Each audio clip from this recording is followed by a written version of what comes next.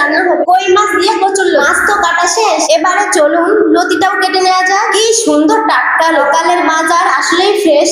শুরু হয়ে গেছে কাটাকুটি, কিন্তু ঝড়ের বেগে কাটতে বিয়ের আগেই যদি এই ইন্টারভিউটা দিতে পারতাম তাহলে বোধহয় একটু বড় পরিবারে বিয়ে। জানি না বাবা, ভাগ্যিস আগে এই ইন্টারভিউটা পারিনি, এমনিতেই আমার এই নাজেহাল অবস্থা। যাই হোক, আল্লাহ তাআলা যা করেন বান্দার ভালোর জন্যই করেন। কি বলেন? তো রান্না বসিয়ে আমি কষাচ্ছি। আমি কিন্তু মাছ কষিয়ে নিয়ে ওই মশলায় তরকারিটা দিয়ে আবার নতুন করে অল্প অল্প মশলা অ্যাড করছিলাম। কাঁচা মাছ সব কষিয়ে নিয়ে মাছটা উঠিয়ে ওই মশলাতে আবার তরকারি বসিয়ে দিও, পরে আবার অল্প মশলা দেওয়া লাগে। তাজা মাছের তরকারি ওইভাবে খেতে আমাদের খুবই ভালো লাগে, কিন্তু আগে পারতাম না ওইভাবে খেতে। শাশুড়ি মা আমাকে শিখিয়ে এভাবে খেতে কিন্তু অনেক মজা। মাছটা টাটকা লাফাতে হবে, ওই মাছটাই স্বাদ লাগে। বাসা মাছ একদিন বাসি হয়ে গেলে সেটা আবার ভালো লাগবে না। Thank you শাশুমা।